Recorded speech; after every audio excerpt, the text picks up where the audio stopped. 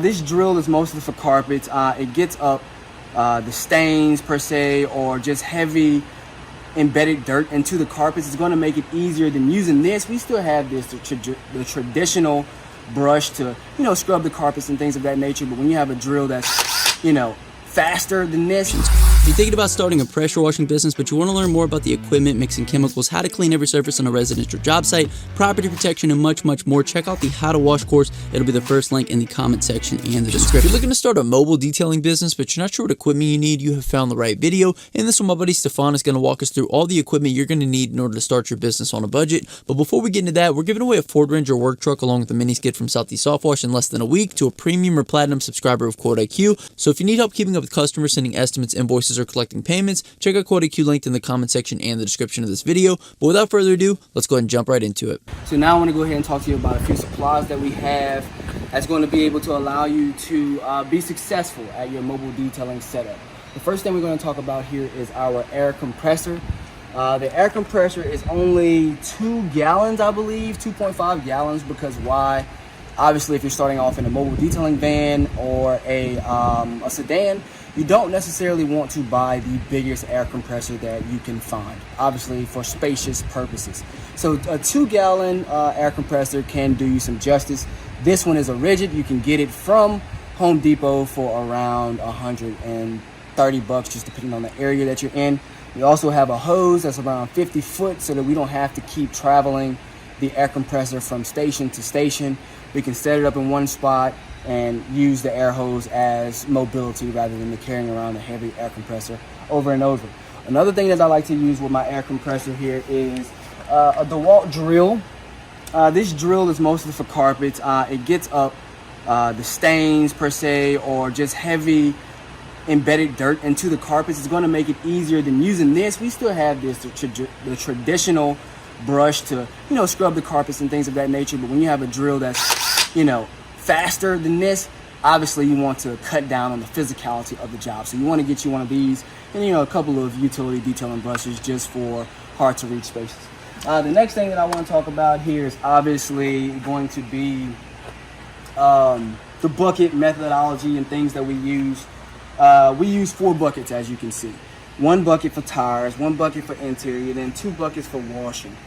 We don't like to necessarily use 1 bucket for everything, because now you're transferring dirt and all the contaminants into places that you really don't want to. So we use a tire bucket just for tires and undercarriages and things that has rocks and sand, so that we don't transfer that back into the paint, causes obviously swirls and scratches. Or why else would you be hand washing if you're just going to hand wash the incorrect way anyway, right? So then you have this next bucket here just for interior. You don't really need no fancy anything, just a bucket with some water so that you can rinse your towel after you gather up the contaminants and nastiness from the inside. One thing else that I do want to tell you about the tire bucket, to revert back, is you're going to use 2 chemicals. You're going to need tire and wheel cleaner. You're going to need something very heavy duty to pull off the old oils, tire dressings, just nasty gookiness. You're going to need something heavier than an all-purpose cleaner to remove those things. You're also going to need an all-purpose cleaner for the wheel wells and floor mats and things of that nature, just because you don't need heavy-duty things for the wheel wells. So all-purpose cleaner and heavy-duty wheel and tire cleaner is something that you're going to need for your tire bucket. You can get those things generally from your local Advanced Auto Parts, O'Reilly's, and they're generally range around $10 to $15 per product. The next thing you're going to need is a steam cleaner. Steam cleaners for things like removing gum from carpets, removing gum from cup holders, deep cleans on leather. Steam cleans, pick those things up and allow you to have just a better clean than just spraying and wiping. It's going to actually pick up the embedded grain. The next thing, obviously you're going to need a vacuum. You can get that along with the steam cleaner. Each one is going to cost you $100. $100 for the vacuum, $100 for the steam cleaner. You can get that steam cleaner at Harbor Freight, or you can buy a more expensive steam cleaner. They generally all do the same thing. You just need one that's just, going to give you what you need it for. If you don't have a lot of money, start out with the Harbor Freight steamer. It's not that expensive, and it's going to do what you need it to do, and that's okay. Rigid vacuum, boom, you're good to go. Okay, the most controversial topic on pressure washers in this industry is what's the best pressure washer. We went through 1,000 pressure washers. I will not name you each brand that we went through, but we have found one that has seemingly given us the best bang for our buck, and that is the Sunjoe professional grade version. I think we paid around $550 for the pressure washer, and it's lasted us for about a year and a half.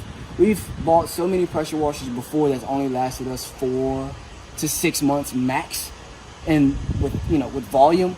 But this pressure washer has been able to, give us what we need as far as PSIs, because this one is around 12 to 1300 PSI. It has given us that much amount of pressure, so that's good. And it also has allowed us to carry out the amount of volume that we need to carry out with having the ability to wash 4 and 5 cars a day. You're going to want to do that for 5 days a week, 52 weeks out of the year. So if you can't buy a pressure washer that does that, you don't want to really do that. And I do stand by the Sunjoe pressure washer. Last but not least, you're also going to need a ladder, a step ladder. You don't necessarily need the biggest ladder, but a step ladder, just for simple purposes of when you're doing larger vehicles that you cannot stand on, get at eye level height. You're going to need to climb the ladder, get up to the top of that thing to wash. That was not last. I want to talk about one more thing before we leave this channel. So here in my wash bucket, I have literally 4 different tools that we use. 2 for washing. We do not use any sort of brushes for washing. We use this for the bottoms because we will not put our wash mitts on the bottom, simply for the fact of we don't want to transfer what's on the bottom of the car up to the top, creating swirl marks. And then we have one more mitt for bugs here. So one thing that we like to do with our wash process is we'll do all the tops first. And how there's this body line here on my van, we'll stop here when we're washing with the first 2 wash mitts. After we went around the entire vehicle washing, we will then come back with the lower level wash mitt and do all of the bottoms, because now we're not transferring rocks or whatever the case may be from top to bottom. We're transferring basically nothing, because when you do your wash process correctly with the foam cannon and you spray and it pulls down off all of the loose and embedded contaminants, you now have a clean surface. So when you do the bottoms, even though the foam has cleaned it up, we still don't want to take whatever's maybe left from top to bottom. We just want to do it from bottom all the way around. So if we do get anything, it's on the bottom rockers of the car. That is not going to be harmful because there is a harder level of paint there. So keep all those things in mind. You can be able to start your detailing company with, if you don't have the money to buy a van and you have whatever you have, a sedan or truck, whatever, start there. And then you can take around $1,000 to start your detailing company. It's very, very, very inexpensive. But if you do have the money to do it correctly, around $20,000 would set you up correctly, and it'll have you in the best possible way to succeed at your mobile detailing company. So thank you for joining us here on this channel today. Peace. Love you guys.